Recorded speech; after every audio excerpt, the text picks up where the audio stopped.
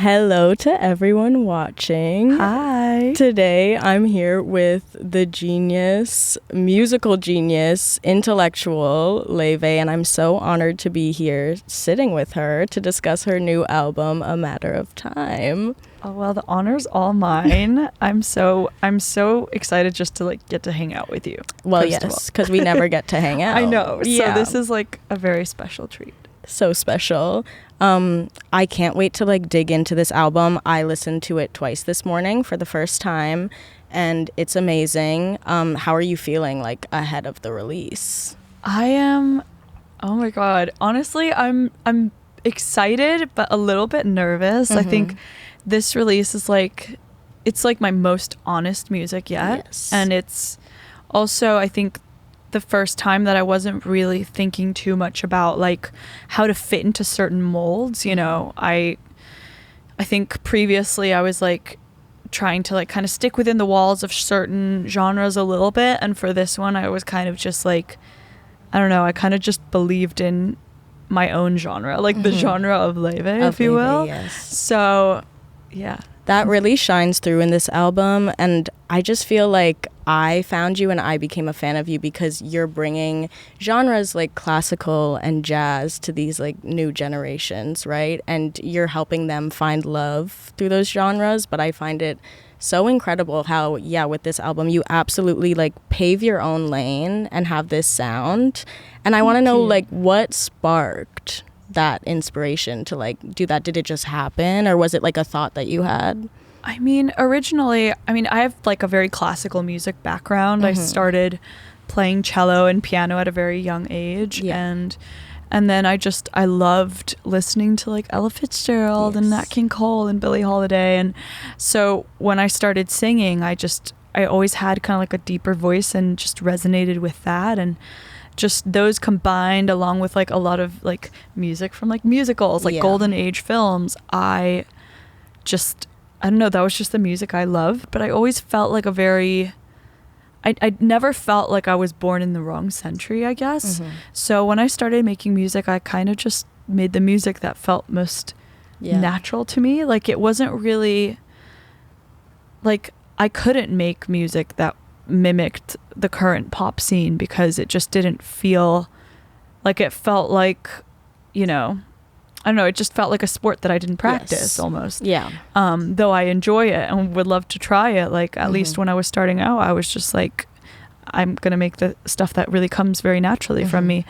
And I'm going to try to make it in a way that feels current, you know, and not something that's super outdated, from the very beginning. I was going to say from the start. From the start, yeah. I had to catch myself.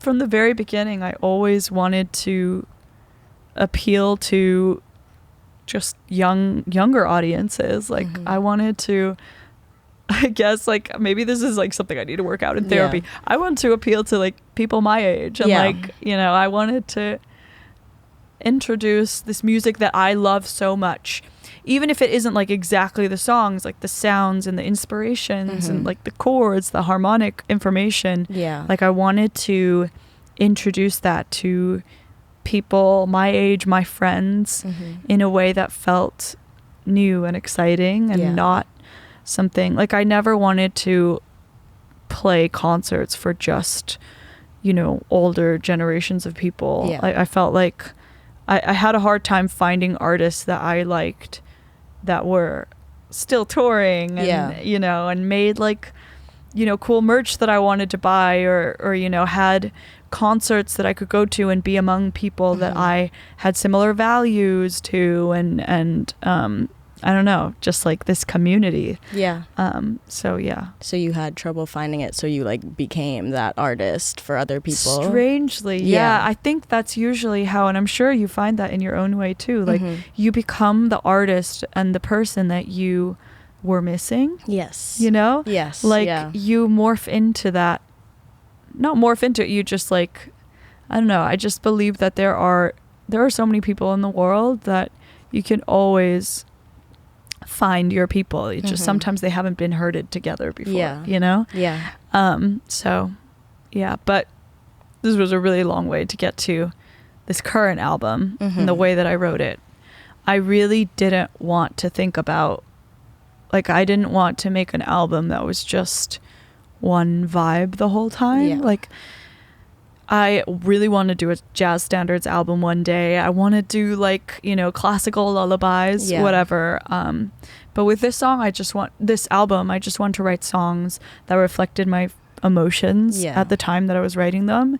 And then whichever genre followed or whichever sound followed, I just let it live like that. Like, I think I didn't want to be limited to a certain category. Absolutely, like at all, because I think that's not really what being an artist is about. Like, I think limiting yourself like that's like, I don't know, that's for machines, you know? Yeah. Well, I've also seen you talk about just how, like, sometimes when people write songs, they think that they're too personal, or maybe, like, you know, not, like, they're not open sharing that information. But I've heard you say before that, like, you write this song and it's like it could help someone, and people can relate to literally almost any emotion that you have. And I feel like that's really, like, prevalent on this album. Like, it's literally like a diary. Oh, thank you so much. I definitely wanted to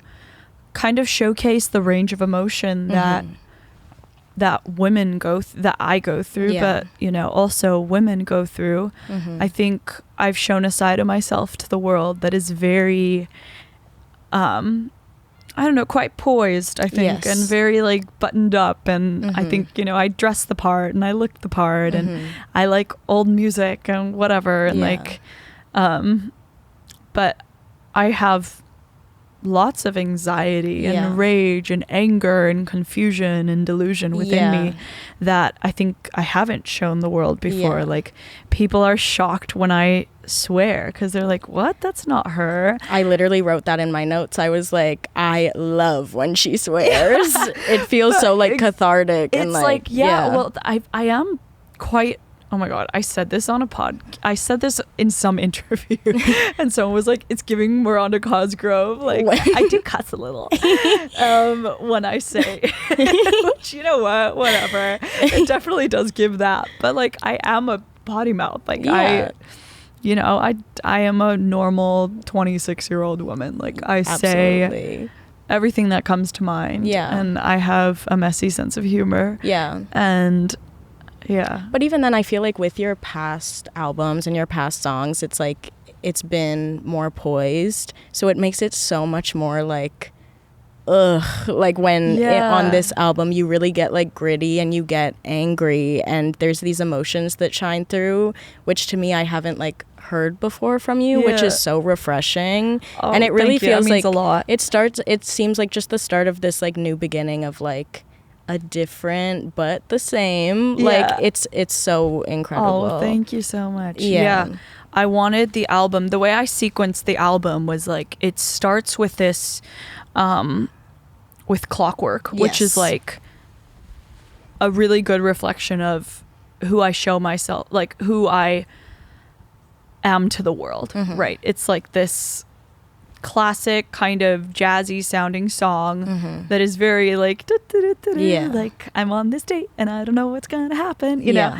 And then with every song, like, as it goes on, it gets a little more anxious and like just a little bit more surreal, I want to say. And then the very last song on the album is, like, an explosion of just, like, all of the emotions and all the sounds, all the instruments played on the album just, like, piling over each other, and it's just a catastrophe. And to me, it's, like, kind of a metaphor. I don't know if that's even the right word, but it's kind of a metaphor for, like, getting to know a person. Right? It's me, I'm showing myself to the world, but it's also, it's an album about falling in love and the process of falling in love and how you can't hide yourself from anybody for very long. You know, that was one of the most, I think, shocking things that I went through falling in love for the first time. Like, you can only hold up that, like, kind of character for so long. That facade of perfection doesn't stay up for very long, like, no matter how hard you try. And so the way that the album is sequenced, like, both lyrically, but musically especially, is that it just like is something perfect that you just pull at and it just like completely comes unraveling. So would you say that this album is like the first time that you've really like fallen in love and like telling that story? Definitely. Okay, yeah. yes. I think my last albums were like explorations of like, what is love like? Yeah. And I think I'm in love, but I'm not sure. Like, I might be in love. Yeah. This was definitely the first time where I was like falling in love and learning about myself in the process. Yeah. So it was really like a really fun thing to write about and navigate. And you know, I've always written about love, but funnily enough, I'd never been in love before. So it was really cool. It was fun. Specifically with Clockwork, you said how like it's kind of like this spiral into like the more anxious feelings. Yeah. Do you think like anxiety and nervousness is like a big part of love for you? Like, does it play a big role? Yeah. Yes. I'm so anxiously attached. Yeah. Like, I don't think I know a single like girl that didn't really date growing up that isn't anxious or avoidant. Oh girl, I'm the same. Or both. Yeah. For the heck of it. Yeah. Yeah, it's kind of just when you grow up and if nobody had a crush on you growing up, you know, no girl or guy showed you that kind of romantic attention.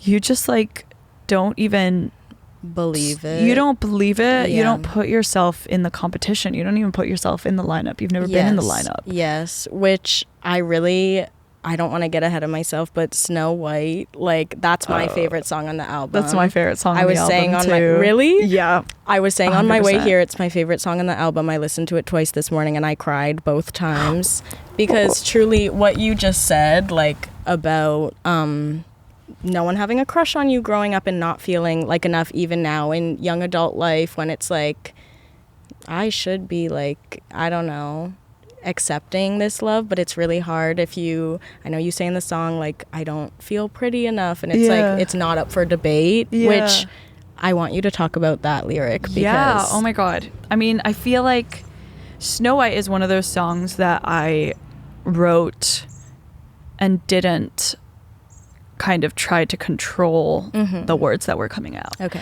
Like, I think I've written songs about self-reflection and self-image before, but I was always hyper aware of sending a good image out to my audience, which is, you know, largely comprised of young women, of young people, you know, and I never wanted to send some sort of message from on top of some hill being like, hey, like, it sucks up here too, you know, and wanted to kind of like be a role model in that to show people that I accepted myself in hopes that they accept themselves. But if I'm being completely honest, which with this album I'm being the most honest I've ever been, like, it just doesn't always feel like that. It actually very rarely feels like that. I think I've never been like the prettiest girl in class. Like, I never was. That was never my thing. I was like, I knew I was like good at music. Yeah. You know, like I was like I knew my thing. Yeah. And I was confident enough in my thing. But it was really, Snow White, I just like poured my heart out. And it's kind of mean. Yeah. Like, the song is like not nice. It's like, I talk about skinny always winning and like, and I'll never have enough of it. And it's kind of true. Like, I don't know. I think in the past year I've had, or past like 2 whatever years of this career, like I've been flung into the most incredible but crazy scenarios that I never imagined that I'd see myself in. And, you know, walking red carpets and like squeezing into sample sizes of designers and kind of, you know, standing side by side with these like gorgeous women that I've seen in the spotlight my whole life. Yeah. And it's really, really hard to like find confidence in yourself in those moments, I think. Yeah. And I had a couple of moments this year where I just was feeling really awful about myself and also really awful about my body. Yeah. I think there's like this, I think that oftentimes women who think too much, I don't know. I think I oftentimes feel really shitty talking about not liking my body. Yeah. Because that is so classically female and so like boring. Like everybody feels that way. We know that, but we know that very quietly. Yeah. You know, like we know that in secret. And I just like, I don't know, I was just like comparing myself to everybody that I was seeing around me and being like, I am bigger than them. Yeah. Or like, I am not as pretty as them. Or like I like don't know. Yeah. Like it's so mean to myself to write a song like that, but I kind of like, my hope is that there's comfort in the consolation of knowing that others feel the same. Yeah. Right? You know, when you're having like a really bad day. Yeah. And none of your friends can really talk you out of it. Yeah. Like no one's going to talk you out of your slump. But the best thing to hear when you're feeling shitty about yourself is like a friend being like, well, I feel really awful about myself too. And then you just feel awful together. Yeah. So then usually it makes you feel better when like you see your fans connecting. Oh my God. To the music. So much. Yeah. I mean, that's one of the reasons I love writing music so much. Like writing songs, writing very personal lyrics, because when a fan comes to me and says that they've listened to the song and resonate with it in some way, it makes me feel less crazy. Yeah. Because I'm like, oh, good, I'm not the only one. Yeah. But I digressed from that line before the it's not up for debate line. Yes. That one's like a bit of a double entendre for me, because I think the first was I just like, there are so many times where I feel like my body is valued higher than my voice, whether it is my body, my voice as a speaker, like what I have to say, or like me as a singer. I just feel like, oh, maybe I'd be more successful if I were prettier or something like that. But then also I feel like, yeah, people just don't always want to, I feel like beauty is sometimes valued higher than intellect, or, you know, or conversation skills, or personality or whatever. And I think I feel that in LA. I feel that in New York especially. And I hate it. I hate it so much. Yeah. It feels like this like completely inescapable fate. Yes, I agree. And I feel like mentioning LA and New York, I feel like especially in the public figure space, it gets pretty bad just in terms of people perceiving you. And like, I don't know about you, but for me, I feel like I was more confident when I was younger, even though I wasn't the prettiest girl in the room. I didn't really care until it got to a certain point where I got older and the feeling kind of progressed. How has like, I don't know, just like societal pressure and like now being in the public, has that like made it worse and harder to face? I think so. I mean, I think I've always been hard on myself. Like I definitely grew up like very awkward and kind of like, I remember crying because I didn't like how I looked when I was like a teenager, but it all felt very like teenager. Yes. Yeah. And now it's like a completely different layer. It's like seeing a photo of myself on stage from like, or like on a red carpet or something from like an angle that I didn't like in a moment where I was really stressed and having like millions of eyes on my features. You know, like I like got Invisalign this year and like, you know, all of a sudden I noticed that I thought I had straight teeth my whole life. And like all of a sudden like I felt like compared to everyone around me in LA that my teeth weren't that straight. So now I have like I'm wearing like plastic in my Yeah. mouth all the time. Yeah. Like it's like little stuff like that. I think I've definitely like, I know every part of my face now. Like I know where my jaw is like not aligned or whatever. Like all these little things that don't fucking matter at all, and I didn't care about before, but now I've seen, because I've seen so many photos of myself. Yeah. And I really, really hate that. Yeah. Like I don't think that's natural, and I wish there were a way to like stray away from it. But Yeah. I guess that's just, I mean, like I see myself in these situations and get photographed, but really that's just everybody now. Like, well, yeah, everyone's taking photos of each other constantly. Like we're always on camera. Yeah. So. Right now we're on camera. Right now from we're on 3 camera angles. From 3 angles, exactly. Yeah. And it's like, am I sitting upright? Like, is my arm out? You know, it's my posture. I know it's bad, but we're just not gonna think about it. Yeah. But it's hard. Yeah. Like, it's really.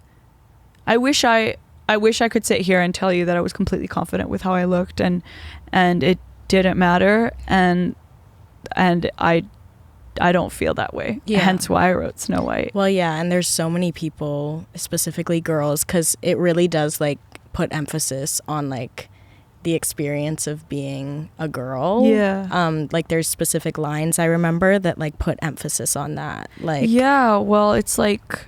I mean, the whole being a woman and feeling like it's nobody wants to hear from a woman. They just want to see a woman. Yeah, and I think that it'll connect. Oh, I hope so. No, it connected with me immediately, and that means a lot. It's really my favorite song. It's so beautiful. It's also. The reason it's called Snow White is because Snow White was actually based on an Icelandic woman. Oh, really? Like the illustrator was from, I think he may have like immigrated to Winnipeg or something. Oh, Canada. Well, Canada lore. Canada lore, yes. Well, like in the early 1900s, like 20% of the Icelandic population moved to Winnipeg. Okay. So there's like a little Iceland there. Okay. Which I'm kind of curious to visit. You should. Because I just love Iceland lore. Mm-hmm. But anyways, I don't know if that was the exact connection, but his parents were Icelandic. He was in love with an Icelandic woman. And so he like drew Snow White after her. Okay. And so I thought that was like kind of really appropriate, because one of the reasons I never really felt like I fit in growing up was I was like one of the very few Asian kids in my school. Like literally everyone had blonde hair and blue eyes. Yeah. And I just felt like I stuck out so much. I felt like such a foreigner. So, yeah. Amazing song. I love it so much. You. And I think that everyone will love it so much. I hope so. Yeah.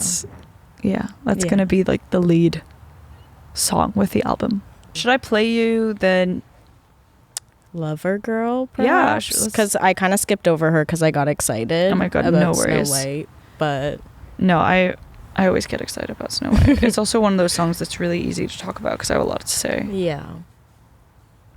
I could write a whole another Snow White, like verses and chorus. Yeah. Because I have so much to say on that specific matter. Well, I feel like it's just an endless topic that you can talk about because there's so many feelings involved. And I think everybody feels that way. Yeah.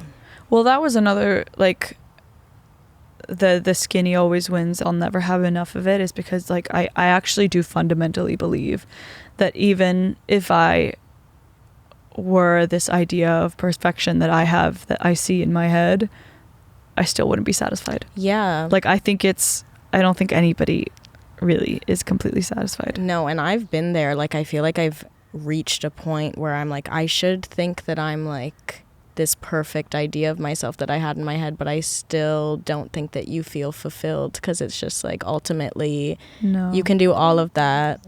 Oh. No, I know. I think, the most perfect girl to you is out there thinking of a girl that is perfect to them. Yeah. And feeling insecure about something. Yeah. So, okay. Should we play Lover Girl? Yes. Okay.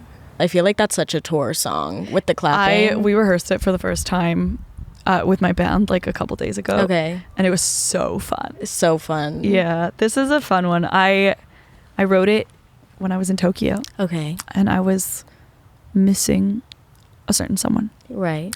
And I was like, what?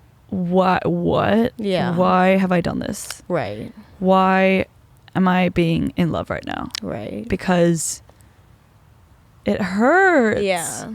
Like when you're away from the person that you love, you're like, oh my God, this sucks. Yeah. And I think I've been pegged as this like hopeless romantic girl. Mm-hmm. I've definitely been pegged as the hopeless romantic for good reason. Like I definitely wrote music about that. Yeah. And you know, I also believe that being a hopeless romantic is like a full like lifestyle. Like I think it's an air. But do you think it's like a phase, or do you think it's a lifelong journey? I think it always starts with like true like hopeless romanticism. Yes. But I think other than that, like being a hopeless romantic is simply being an optimist. Yeah. Like I think it's just seeing the good in situations and wishing for the best. Yeah. So that's what I like, to the core, that is what being a hopeless romantic is. Yes. So you can be in love and a hopeless romantic at the same time. I agree. I think that it's about passion too. Like you just like, it is about passion. It's about like pouring all your love into one person, even if you're with that person. Yeah. It's still or like, even if it's not reciprocated. Yes. Well, that's the classic. That's the classic. Yeah. Which you had that era, and now you're in this new era where it is reciprocated. Yeah, it is reciprocated. And like, was that like a gradual realization, or you said you were in Tokyo? Was it just like, oh my God, I'm this person now? Yes, I was like, I have become, first of all, I was like, ew. I was like, I've become this person that I would have made fun of. Right. In the past. Yeah. Like this lover girl. Mm-hmm. And that's why I'm like, what a curse it is to be a lover girl. Yeah. Obviously, it's not a curse. Like, it's great. Well, but being a lover girl is being a hopeless romantic. Yeah. It's like... And sometimes I feel like it can be torture. Oh, it's torture. Yeah. It's a curse. Yeah. It's like... And then there's a bridge in this song, which I've never written a song like this, kind of like this like bossa nova style that has a bridge. Yeah. So I had a lot of fun doing that. We made it really like dreamy and surreal. And that was kind of about me having this like fever dream on stage where I was like, oh my God, I think I see him in the wings. Like, and I wait by the phone like a high school movie. Yeah. It's like, yeah. Yeah. It's disgusting. Are you a daydreamer? I am. Okay, yeah. Famously. Yeah. Are a lot of your songs usually like the product of daydreaming, and now it's like more real? Or even on this album, like definitely. Are there any daydreaming songs where there are definitely some daydreaming songs. Okay. I mean, not all the songs are like completely like bred from my exact experiences. Like many of them are inspired by but they're not like all factually correct, like play by play exactly what happened. Yeah. I do love a sense of ambiguity. Yeah. A lot of them are like based on conversations I have with my friends about like our love lives. It's very it's a lot of, sometimes it's just like a song or a lyric that I think of and I'm like, oh, I've felt that way, or you know.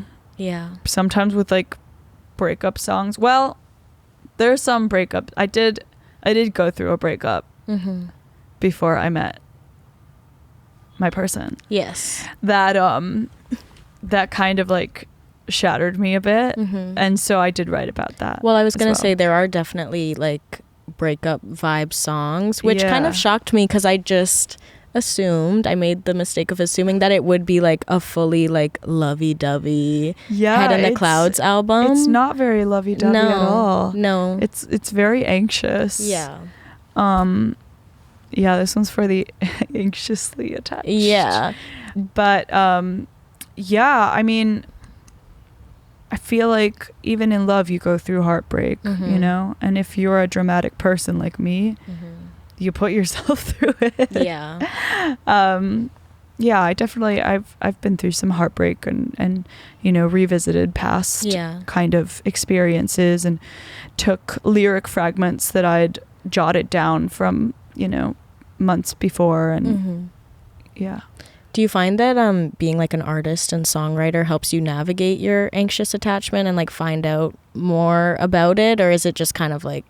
Yeah, I think I at least get to like put my thoughts into words and create something out of it that will hopefully resonate, but also like I think I organize my thoughts by writing songs about them, because I'll put my thoughts into a song and then I'm like, oh, maybe it was just that. Yeah. Just a little spiral that turned into a song. Yeah. But yeah, it's a funny thing, like navigating being a songwriter and, you know, having all these feelings and like trying to channel them into like the correct songs.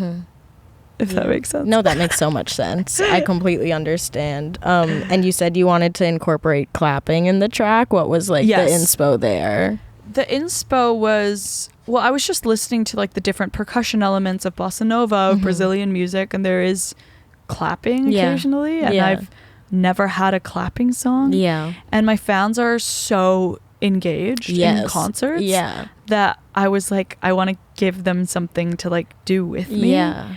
So I was definitely thinking about like the live experience of that song, which is why I'm so excited to play Lover Girl live. Yeah. Do you have a song you're most excited to play live? On the upcoming tour?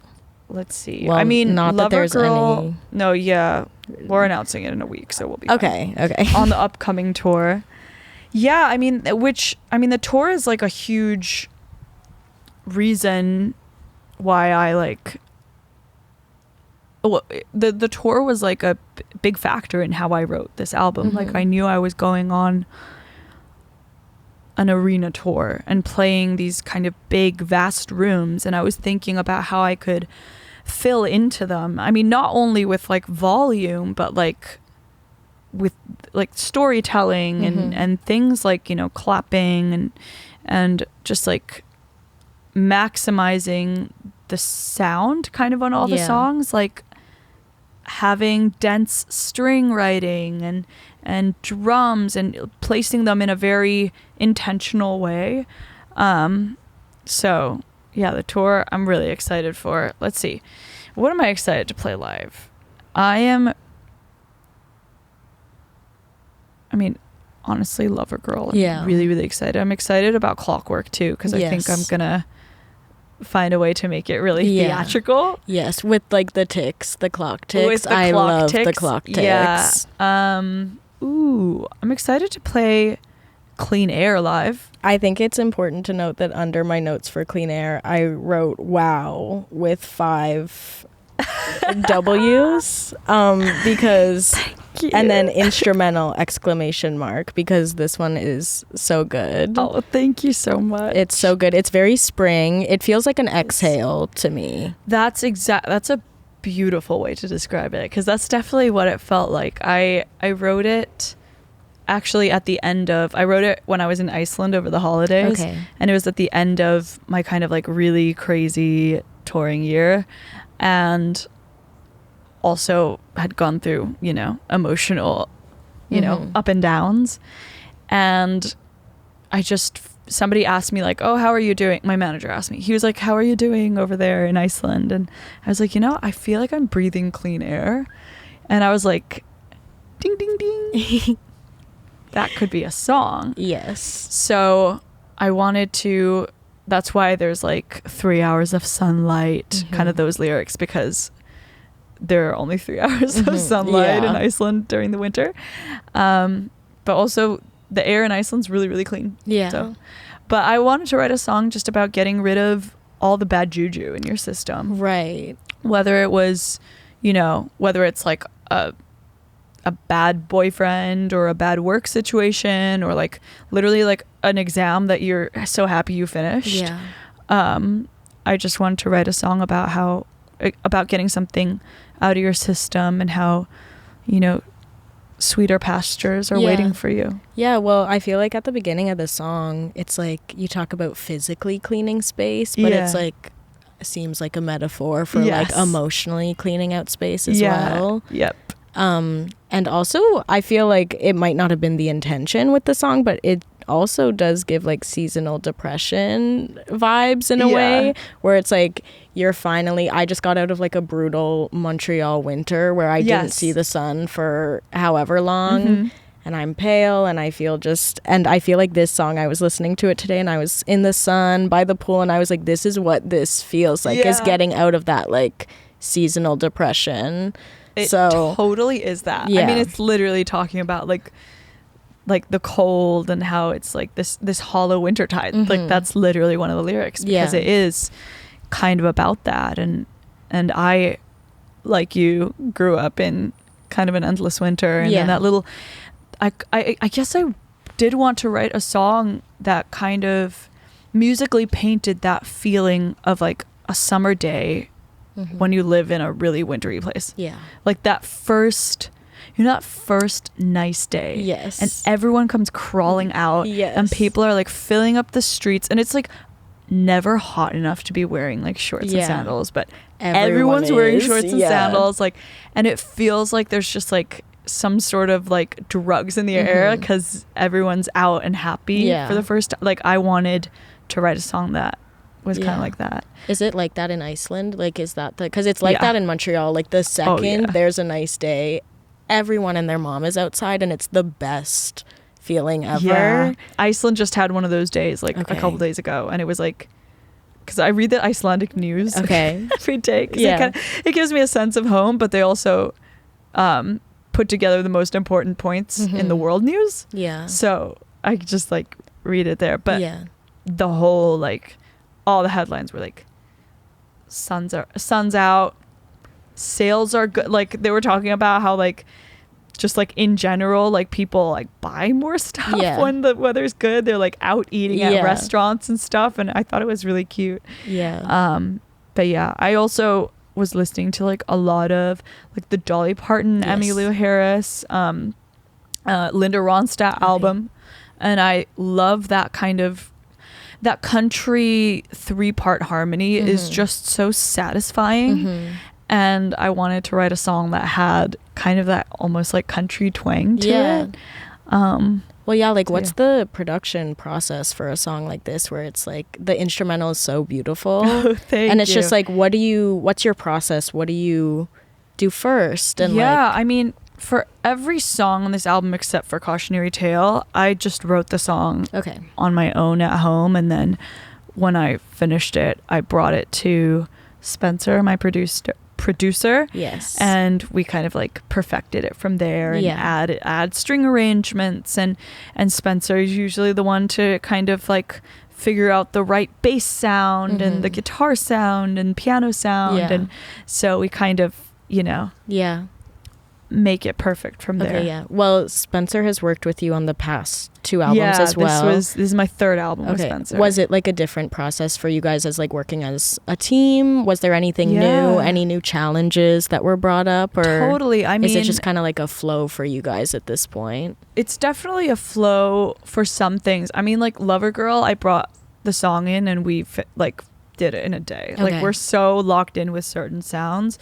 There's some songs that I definitely had like a kind of clear vision for, but it took a little longer to figure out because it's like playing around with new sounds. Yeah. And I think we definitely like pushed each other really, really hard on this Yeah. album, but in like a really satisfying good way. I really wanted to continue working with Spencer because I think I didn't want to make one album that, I didn't want to make one album that was like semi-successful Yeah. or whatever, and then just like, fuck off and work with somebody else and completely change my sound. Like I definitely wanted to work with Spencer and see how we could push the limits of our sound together. Yeah. But Spencer gets me in a way that I don't like. There's no other producer that understands me like Spencer does. Yeah. So it felt like such a safe nest to kind of bring new ideas to and experiment, and it was really How did you amazing. guys connect? Like, how did you find each other? I was just kind of like doing producer rounds. I album of songs, which eventually became Everything I Know About Love, my first album. But it was just this book of voice memos and songs that I had written and wanted to find the right kind of person to right producer to bring them to light and like make them real songs. And it was hard because I wanted somebody who understood jazz music better than me. Someone who understood classical music better than I did and had like experience with like string writing, because I play cello on all my songs. Like, it's very important to me that whoever I work with cares about the same music as me. But then on top of that, I wanted to work with somebody who also had an understanding for pop production or rock music in a way that I didn't, you know? So it was definitely a fun challenge trying to find the person that had all of those. But I found that in Spencer. Just like, I remember we worked on a song of mine called Questions for the Universe. Okay. And he wrote the most beautiful string arrangement for it. It exists in the state that we recorded it in. And I remember I was just like, wow, like this is it. And I hadn't even heard him do anything else. I could just like tell that we were like magnets. So I'm really, really thankful for him. And it's been, it was super fun to get to work with him on this one again. And I feel like every year I go back to his studio, he's added like new instruments and he's learned so much about music that I care about and kind of added to his vocabulary in a way that is, I can tell he like cares so much. So I'm really thankful for all the kind of extra, like he has like stacks of composition books on his table and on his desk, and it's so fun to get to just like nerd out with him as well.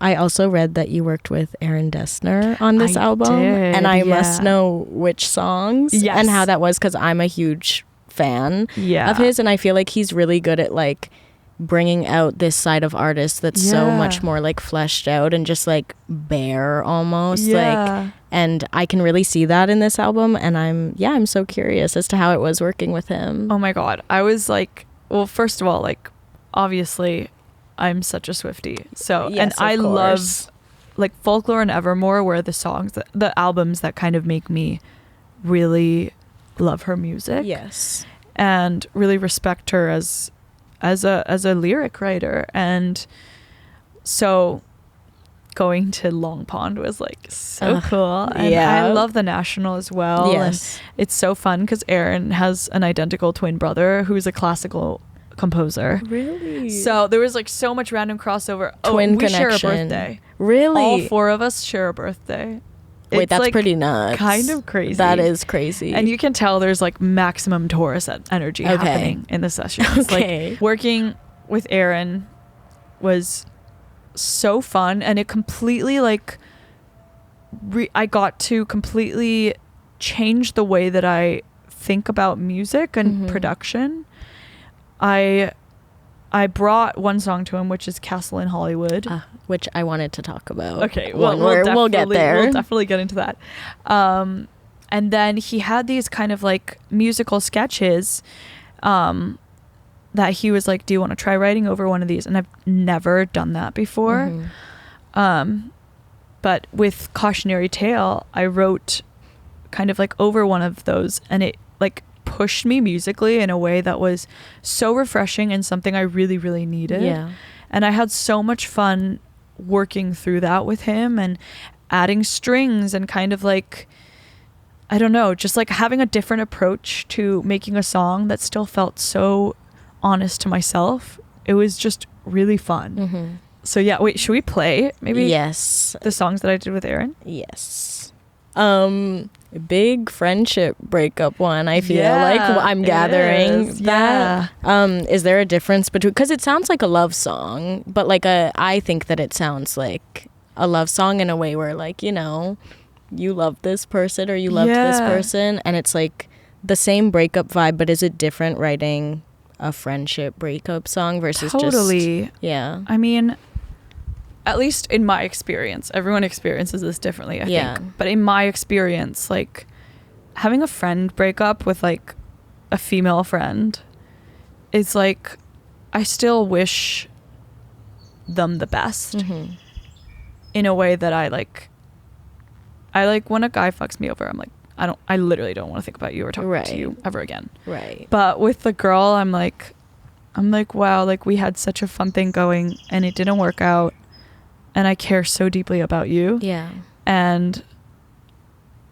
But we can't be friends. Yeah. You know? And it feels like this is a song of like lamenting a certain time in my life and kind of wishing that things wouldn't have gone in a bad direction, and wishing that we could kind of like hold on to that. I think for me specifically, I had like this friendship breakup around a time that really it just felt like kind of like the last of my girlhood.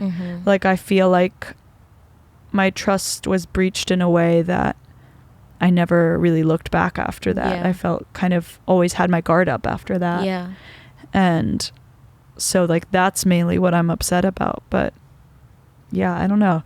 I feel like everyone I know has gone through a bad friend breakup, and it hurts in a really weird way. Yeah. Like hits you sideways. Yes, very. And I feel like the lyric like marked the end of our girlhood. Like that's a whole era. And it's like, do you look back on that era now with like positive energy or? Yeah, I mean, I totally do, because it was so defining, and it's made me who I am. And I lived in this castle in Hollywood. I lived in this like apartment that was like, I lived in a circular bedroom, like with a turret. And and I remember we like talked about how it was like this amazing fairy tale that we had come to find each other, and then that I think, you know, we take something from every person that comes into our lives. Like we pick up habits or ways they dress, or, you know, even there are ways in which I speak. Like there are things I say and do that are directly taken from Absolutely, her. Yeah. And so in a way I see a little bit of her in myself all the time. And so I kind of just wanted to write a song about that experience. And I very purposefully wanted it to be kind of like an upbeat pop song almost. I mean, it still has like those chord progressions that are very Laufey, and like, you know, if you strip it back, it'll probably sound, you know, very much like a Laufey song. I mean, it is a Laufey song, but it has those strings, and it has like that minor cliche in the bridge that make it very, that's like that tinge of sadness just in the bridge. But other than that, it sounds like a really happy song. And I love like that juxtaposition, because at the end of the day, I don't really look back at it as something really, really, really like sad. I kind of look back at it and I was like, that was a sweet moment in my life, and I hope you're well. Well, I love even just the title and like that idea of like Castle in Hollywood, where like you said, it's like, it was so magical, and it was this period that was like, it was supposed to last forever, as you say in the song. And I think, I don't know, so many people have been through that, especially girls. I've had my like couple of friendship breakups that have like shaken me to my core. Exactly. But then as time goes on, like you said, it becomes more of like looking back at it positively, which I feel like this song perfectly encapsulates. That. I guess that this was my attempt to look at it positively. And then I can definitely hear the Aaron in there too. I love his like, he has this like little like guitar like thing like okay, that was bad, but like his production is so clearly him. And I had so much fun like meshing our worlds together, which I can also speak about further on A Cautionary Tale. So A Cautionary Tale, I had the words or the title A Cautionary Tale written on my notes app for like months, because I was like, oh God, like that was such a cautionary tale. Like this is like what I'll tell all my friends forever.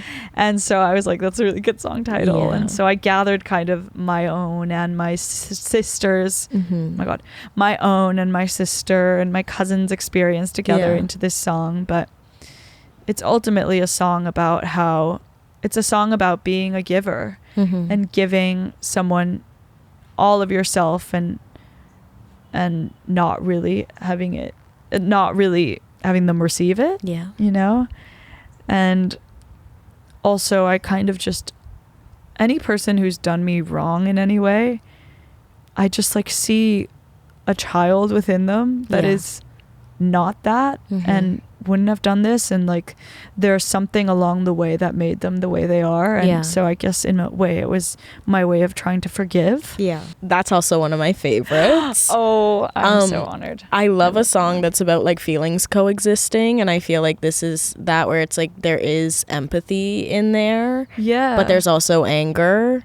Is that like hard to write about, those like? No, because I think I've never been able to be just one. Like I've never been able to be completely angry at somebody, because I always see a side to it, you know? Like I always see their side. And that's kind of, I guess, what I was like trying to illustrate with the bridge, like being like inside you there's a guiltless child who never saw his mother smile. Like maybe there's just a part of you that made you this way, and it's not really your fault, and it's, you know, society's fault or something, I don't know, where you're trying to please somebody inside of you that you'll never be able to please. I don't know.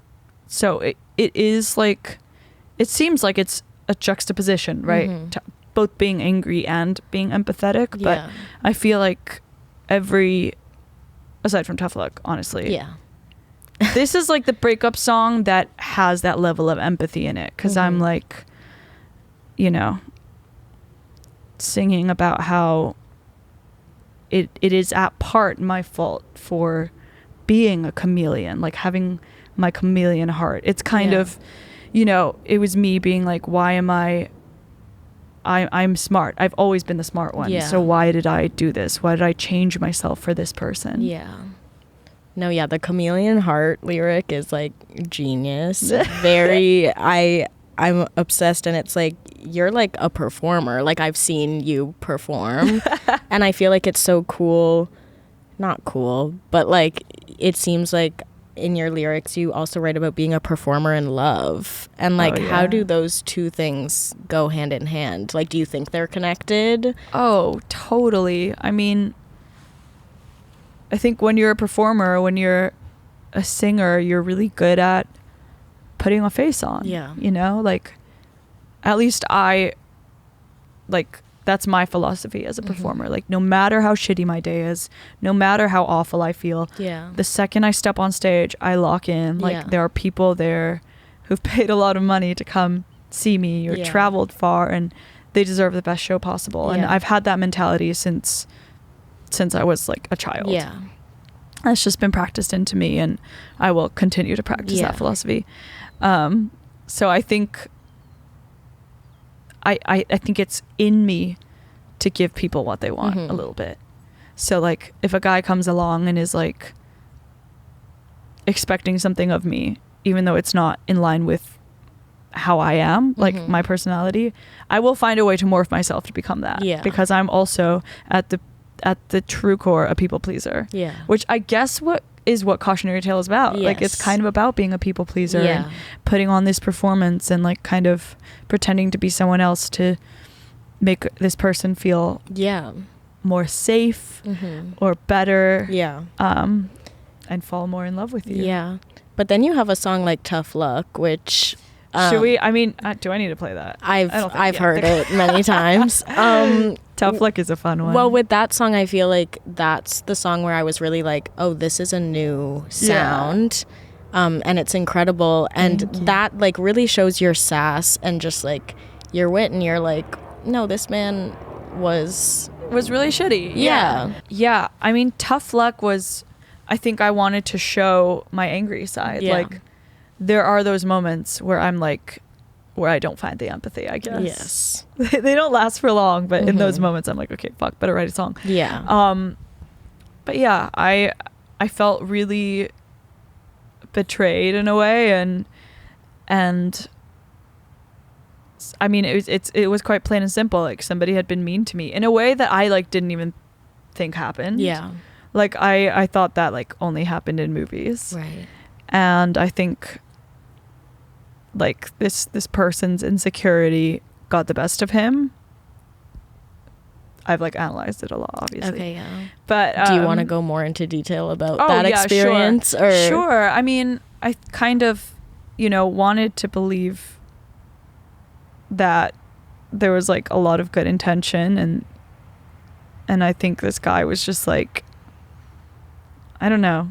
He was just like, honestly, the worst. Yeah. Just like, I mean, you don't need to explain. It's such an important thing to go through, because like it really like, I knew what I wanted the second I emerged out of that relationship. And yeah, I don't know. I just want to show the world that I harbor rage. Yeah. I harbor anger, and that's okay. That doesn't make you a bad person. It doesn't make you improper. Yeah. Like, I think I am sassy. Yeah. Oh my God, I literally sound like that Miranda Cosgrove again. I do cuss a little. I do cuss I a am little. sassy. I am a little sassy. That's literally me. I love Miranda Cosgrove. I mean, she's the queen. Take it. I'll honestly take it. But I think there's a level of humor in a lot of my songs. Yes. And I have a very distinct sense of humor, and I love plugging that into the music. And I think, Tough Luck is just one long sarcastic song. Yes. And I got to put all of my thoughts into it that I honestly never dared to say. Mm-hmm. Like, I never said any of this to his face. Yeah. And it scared the shit out of me. Yeah. And like, I guess I wanted to protect his feelings, and maybe this isn't the nice way for it to get out via song. I don't know. There's like a level of ambiguity to songs, I guess. But it's also like, who cares about him? Cares? Whatever. Yeah. But yeah, I just like, I wanted to write an angry song. Like, and it's not the whole arrangement was so fun to make for this song, because how do you transcribe anger into music? How do you do that when you're known as the hopeless romantic whimsical fairy girl? Yeah. Well, I was gonna ask, like, what's the difference? I'm so like fascinated by vocal arrangements, and for a song like this, I feel like your voice sounds different. It's still you, but there's like a different tone to it. I like, what's the difference? Did you have fun like I had tapping into that? So much fun tapping into it. Like, I literally just wanted to have fun. I think, the way that it starts is like very, it was a really fun song to find this kind of like middle ground between like a pop song and a Laufey song, right? And I had so much fun like arranging it in a way that felt true to me musically and fit in with the album and fit in with my sound, but was also ultimately just like a crash out song. Yeah. And a song that I got to scream a little bit in. Yeah. And, for some reason I've become known as like a soft singer as well. But when I started singing as a kid, I used to belt a lot. Like I was a belter. And so I guess I felt like, I guess maybe the material of my lyrics before was just, it wasn't scream-worthy. Yeah. But this was scream-worthy. But, the first verse, it opens on just cello and voice. Like, it's very classical, and the string writing is very like inspired by like late romantic composers, which is like such a fun little Easter egg for those who care. If you don't, it's fine. But like, I love plugging like super kind of fun niche music that I love, like inspirations for music that I love, into something that is like a pop song. So it opens on like just strings and has all this kind of like dense like tension-y movement, but we had so much fun like kind of like working with like swells, like I sing the lyrics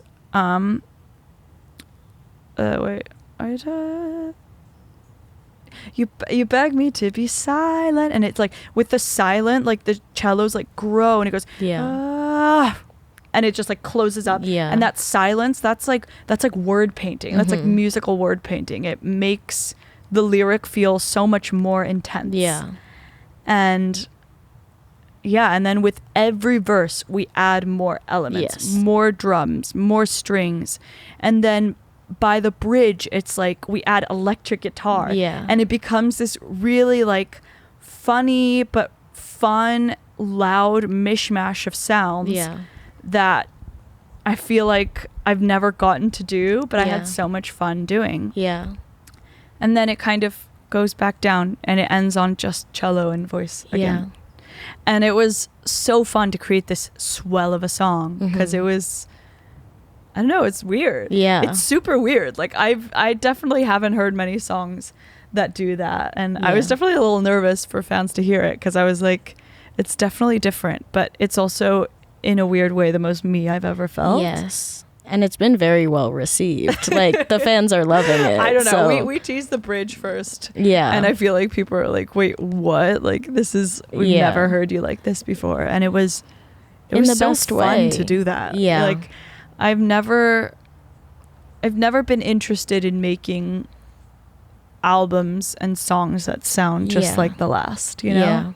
You talked about like the noise. There is a song, I need to refresh myself, where there's noise that like cuts in and out. I mean, this is a perfect I know which one it is. I mean, this is the final song on the album. Right, yes. Tell me all that went into making that song, just everything. So I wrote this song. It was the first song I wrote for the album. And I wrote it really in a moment. Yeah. It's funny how I tend to start with the end. Yeah. But yeah, I wrote it about feeling kind of like scared that I was going to fuck it up, like really mess it up. And I finally had this beautiful thing in front of me, this beautiful thing in my hand, and I was scared I was going to drop it. Like I was scared I was going to sabotage it, that my anxiety and my inner thoughts and my head spinning would get in the way of something beautiful, which in turn makes me spin even more. It's like an overthinker, catastrophe, anxious song. And those like string disturbances, like I wanted that to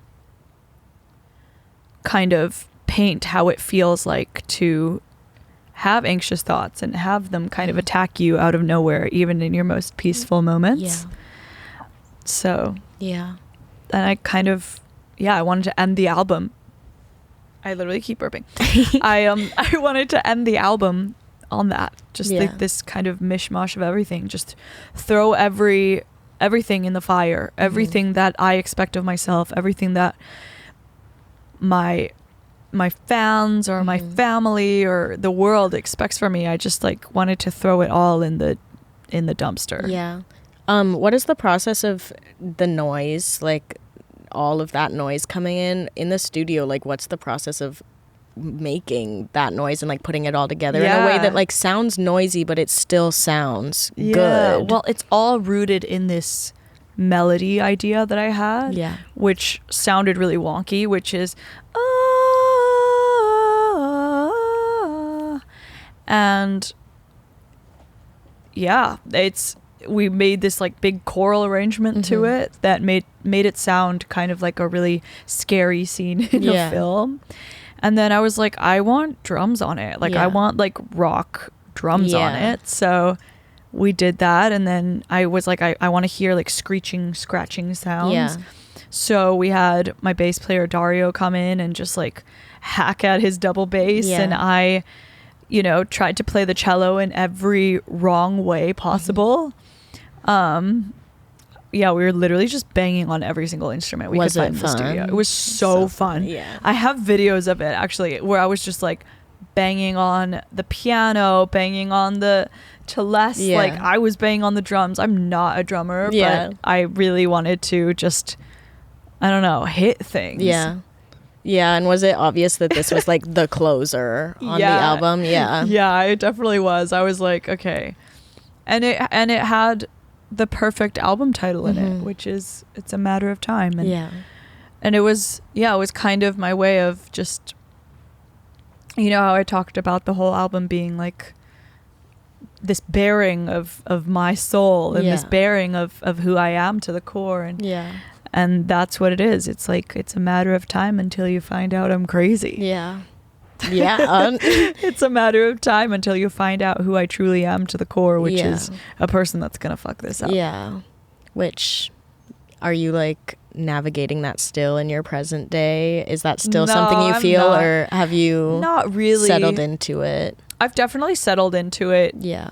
in this specific instance, but I mean, it's ultimately a song about being anxious. Yeah. And like, I'm scared I'm gonna sabotage my career. You know, it's a beautiful thing, and anything I care a lot about is at risk of being sabotaged. Yeah. And I kind of think, you know, that's what I was writing about. Yeah. You know? And I feel like it's also like, it's the end of this chapter, but it also like sets up for a perfect beginning of your next chapter. Yeah. And like, who knows what that's going to be. Exactly. Yeah. Yeah. Exactly. But I just wanted to be loud. Yes. And it was loud, and it was perfect though. It's just like, I love when songs are so loud and so noisy, but they still just like hit the right spots in your ear. And I think that's this. Yeah. I wanted it to be shocking. Like, I want people to be listening to this beautiful song, this haunting, delicate thing that sounds so very me. Yeah. And then be kind of like hit sideways with like a wall of sound. Yeah. Well, you achieved. Oh, so yay. you achieved. I said I really wanted to talk about Cuckoo. Okay, yes, Ballet. let's go to that. So Cuckoo Ballet is an interlude, and Spencer and I wrote it, and it's comprised of melodies from the album. Okay. And it's really, I love it. That is one of my favorites. Me too. I usually really gravitate towards like instrumentals. Like, for example, like on Preacher's Daughter, Ethel Cain, Televangelism is like one of my favorite songs. And I feel like I just like am so intrigued as to what the story is behind songs without any lyrics. Like, what story were you trying to tell here? I think all of my favorite ballets, operas, musicals have an interlude. Yeah. They have a prelude. They have these musical moments that are almost like you hit pause on the story for a second and you're just using the music to kind of put you in the place. And I really wanted to have a piece that truly like paid homage to my classical roots and something that I was playing cello in, and something that kind of felt otherworldly and made you feel like you were maybe watching a ballet or an opera or a movie or something. But yeah, really what it is scoring. I mean, Spencer did such an amazing job on this, and we have like, I think it's cello, violin, like lots of like random little like clock sound, like percussionist, like cowbells that make clock sounds. There's celeste, there's harp. And celeste is like the toy piano sounding thing that sounds really bright and fun. And there's like oboe and clarinet, and it's really like, it's so fun because you have like melodies from Clockwork, Carousel, Snow White, Tough Luck. Everything is hidden in there, but it's like warped in a way that you can't always tell. And I love it so much. It's like very inspired by like French Impressionist music. Some of my favorite composers are Debussy and Ravel, who like, they're like the kings of musical painting, like of taking an image and kind of smudging it a little bit, but you know, sometimes it sounds a little weird, but then something resolves and it sounds really perfect.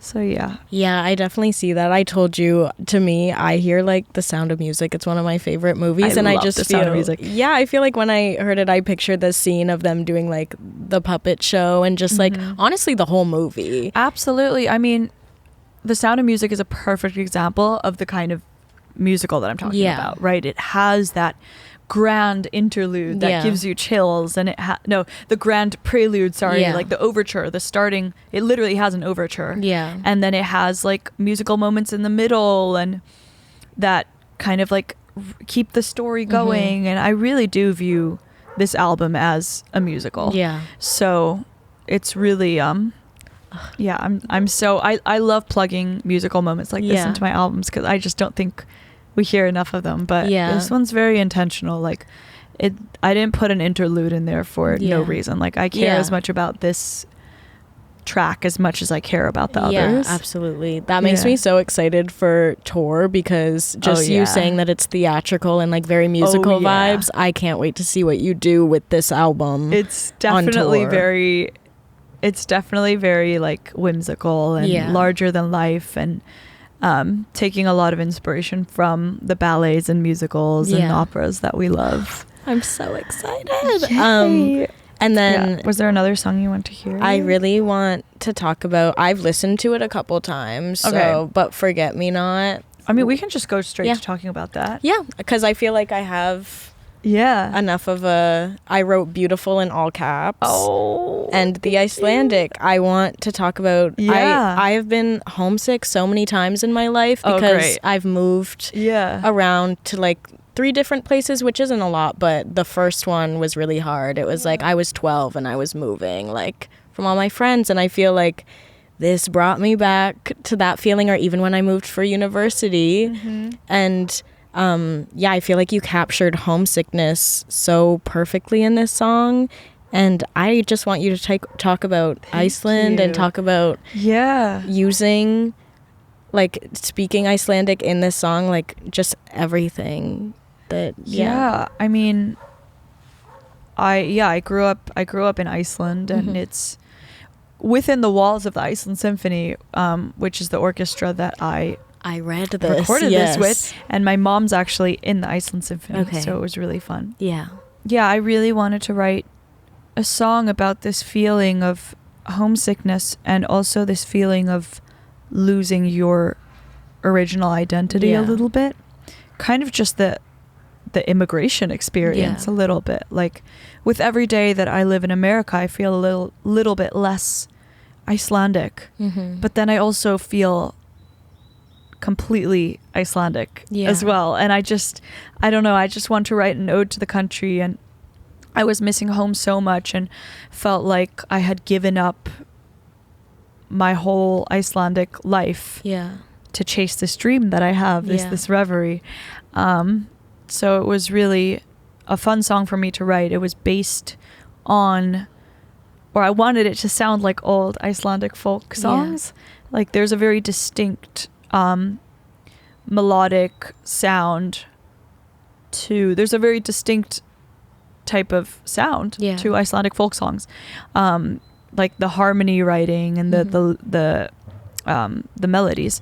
So, and I knew immediately that I wanted it to be with the orchestra, but I wanted the song to be a love song as well. Like I want people to listen to it and think it's a love song at first, because it is a love song to my country. And I've never written in Icelandic before, and I'll definitely write a full song in Icelandic at some point, but it just, that last line, which is gleymdu mér aldrei þó ég héðan flýg, gleymdu mér aldrei elskan mín. It just means never forget me though I'm flying away from here. But it sounds like a bird flying, not like an airplane flying. Like, though I'm flying away from here, never forget me, my love. And I'm kind of referring to Iceland as my love. And you know, the lyrics singing about like the bends in its body and the kiss, the chill of a kiss on the cheek, like I'm talking about the black sand. Exactly. I'm like, something that really is really prevalent in Icelandic folk tunes and the lyrics in Icelandic folk tunes is this use of personification. Like the sun is smiling, or the rocks are, you know, dancing. I don't know, like, or the rocks are like, the ocean is dancing. And so I really wanted to, in the lyrics of this song, as like to pay tribute to that kind of lyrical writing, though most of it is in English, I wanted to kind of say, oh, the wind kissing you on the cheek and the bends of the body. And, you know, Iceland is very like, you know, bendy, like the way it's shaped.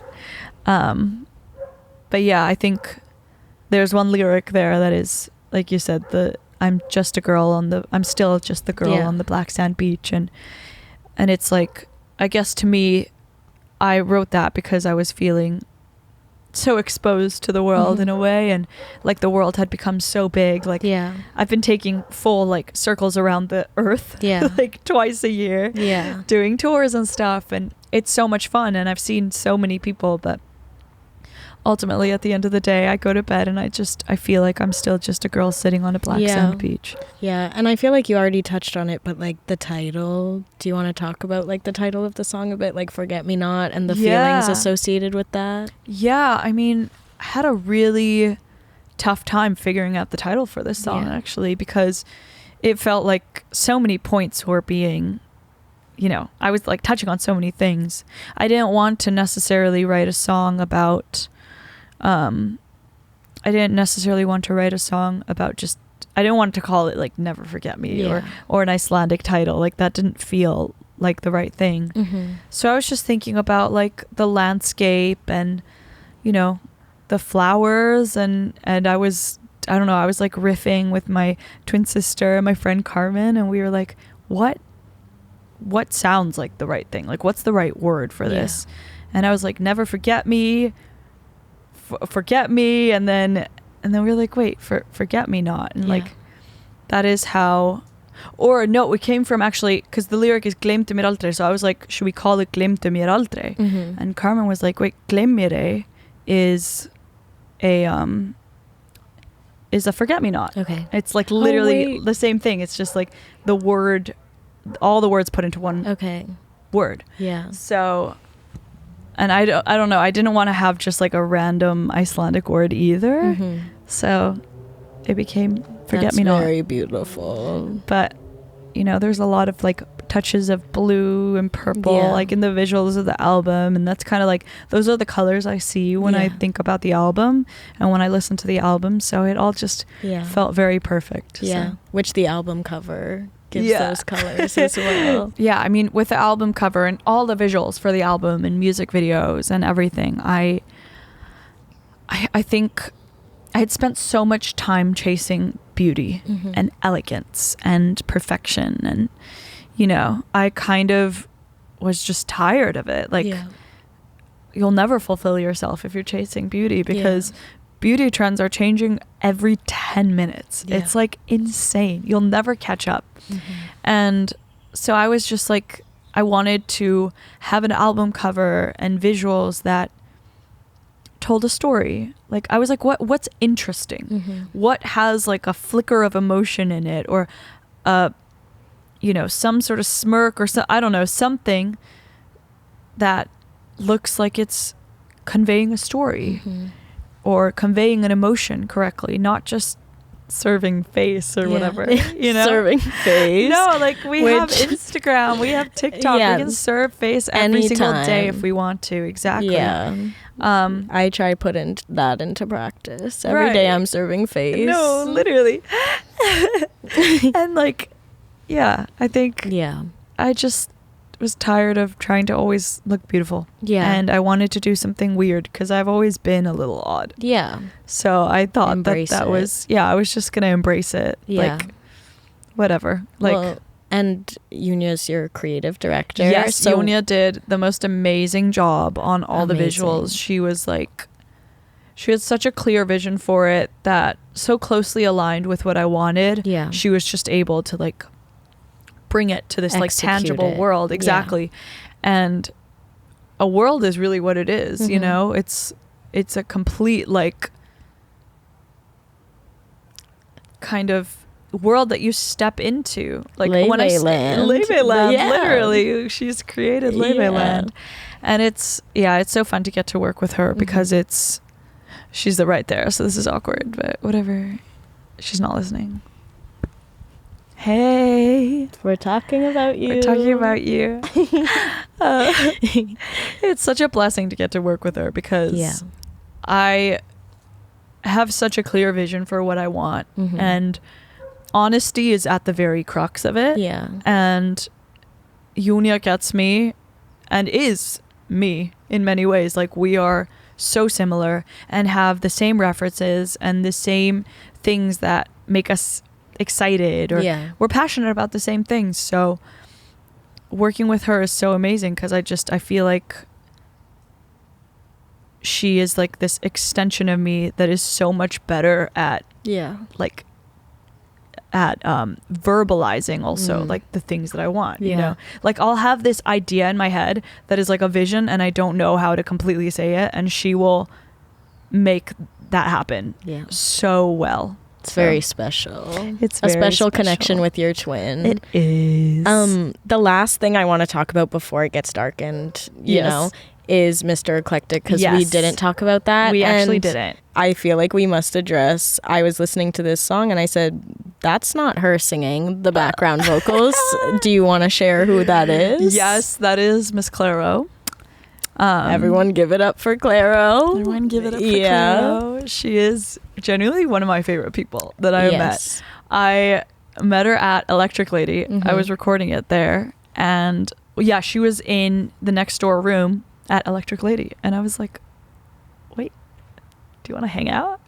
And so we hung out a bit, and I think she has like the same appreciation as I have for like bossa nova. So I was like, would you want to do BGBs on this song? And she was down, and it was honestly the best night ever. We like just like toyed around with all these like beautiful vintage microphones, and we're making all these like fun like percussive sounds and drinking wine, and it was she's so talented and has such a beautiful voice, and her music knowledge goes so deep, and I was so it was so fun just like nerding out with her and talking about our favorite music, and and also just like she gave me like the best like artist advice, and was just so, I don't know, it made me love being an artist. I think we worked on this song at a time where I was kind of,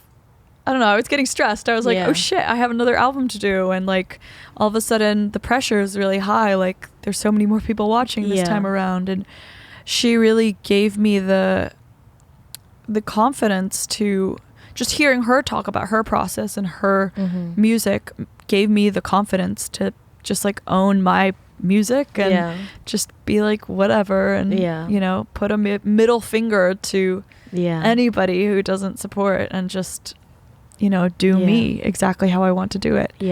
So it was really, I would have really killed like to be in that moment. Studio. It must have been a crazy It was vibe. honestly so fun. Oh my god, she like took her flute out and was playing flute, queen, and I was like playing cello, and honestly it was like a scene in a movie. It was really, really special, and it's made this song extra special. I mean, and her beautiful voice. Yeah, I assume you would work with her again. Oh my god, I would, fully in a heartbeat. I want to write something with her, like from scratch. This song was one that I think it was the second song that I wrote for the album, but I wanted to write a song about, I don't know, like the guys who like approach me or my sister and are like talking about like literature and like composers and poets and stuff. Well, I was gonna say like, and I'm like, I don't talk to me about composers, right? Because you don't know what you're talking about. You're well versed. I am. I was gonna ask, because like name dropping Edgar Allan Poe's like specific, like is that like a specific lyric, or is it more just like general that type of man? That type of man, you know, the kind of the depressed poet, I think was top of mind. Like we all know a guy who like reads Edgar Allan Poe as a personality trait, which is fine. Honestly, maybe I'm being mean, maybe I'm being harsh, but I do think it's funny when they like start to talk like classical music to me, and I'm like, do you know who you're talking to? Like you think you're so interesting, you think you're so eclectic, you think that you're Mr. Eclectic Allan Poe, but really you're not. It's a costume. And I love this is the song where you straight up call the man a poser, if I'm not mistaken. Yes, I do. I really liked that, like get him again. You know, we can tell when loving Edgar Allan Poe is true of your true spirit, you know, of your soul, or if it's just a costume. I completely agree. It's the most obvious it's free facade to sit, to see through. It's free to sit outside a cafe with an open book. Yeah. Yeah. It's theater, really. It's a performance. Yeah, exactly. Is there anything else you want to share or say, or anything you want to get off your chest about the album? I don't know. Honestly, like, I think the only song we haven't really played through or talked about is Carousel. Okay, yeah. And I'd love to talk about it a little bit. Yes. Super cute, super Parisian sounding. I feel like there's little moments in there. Exactly. I spent a lot of time in Paris last year, and I definitely was walking around and seeing all these like old carousels, and like I was like, wow, like the amount of stories that have passed through that. Yeah. But I used the carousel kind of as like this metaphor for what I felt like my life was like for a bit last year, where I was like just spinning round and round, like I was moving but not going anywhere. Yeah. And I was kind of the song is about anxiety. Like it's about letting someone into your life when you know you're not perfect. Yeah.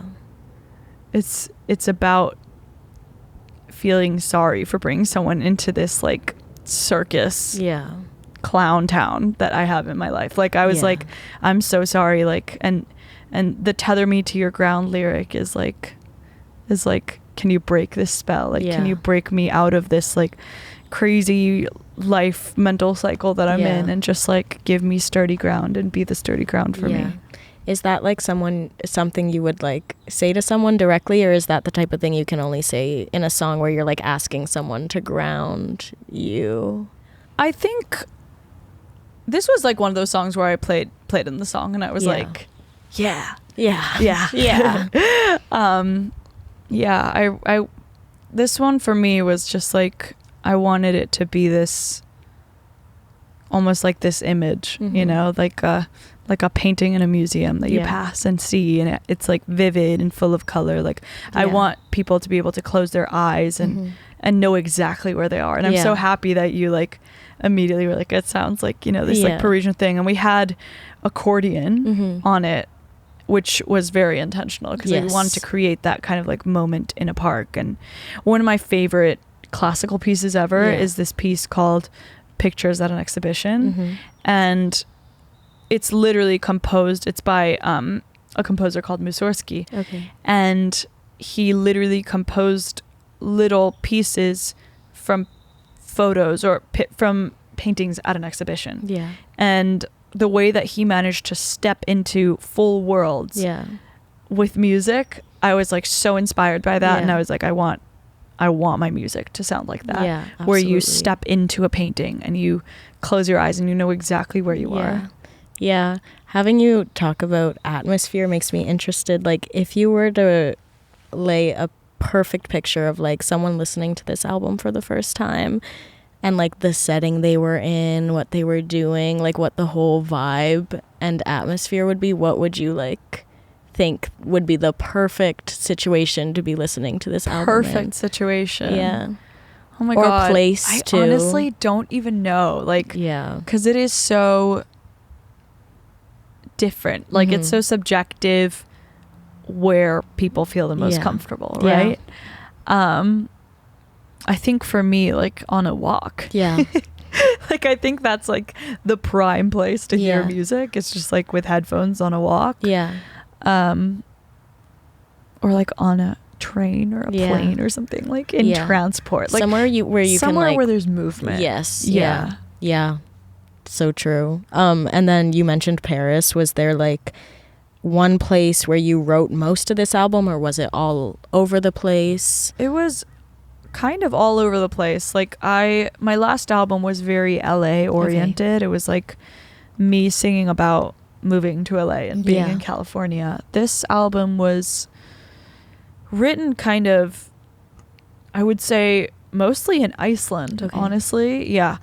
Between Iceland, New York, Japan, like Australia and LA. Like I was on a world tour, Yeah. so the music went on a world tour with me. Yeah. Yeah. Yeah. Well, Is that it? I feel like those I feel are like we've gotten yeah. a lot. I think done. those That was are a lot. all the songs and all the questions I had. Well, thank you so much. Do we do like a little outro? Can Like we do an outro? I feel like you should lead the charge on this. Okay. I mean, hearing you talk about everything is just so special, and this was like such an experience for me. You're so intelligent and so intentional with the music you're making, and just hearing you nerd out, as you said, about these things is just such a joy. So thank you for letting me ask you these questions, and thank you for being vulnerable and sharing all of this stuff. Of course. Thank you so much for taking the time to listen and like caring. It means so much. Of and course. all your questions were like honestly got me thinking. I'm like, okay. I'm glad. This is good. Yeah. I'm glad, but yeah, I can't wait for everyone to hear this album because it's so special, and thank you. I hope you feel the same way. I love it so much. Yeah. I think it's my best work so far. So yeah, I agree. Favorite album of yours. I agree. Yeah. But yeah. Well, bye.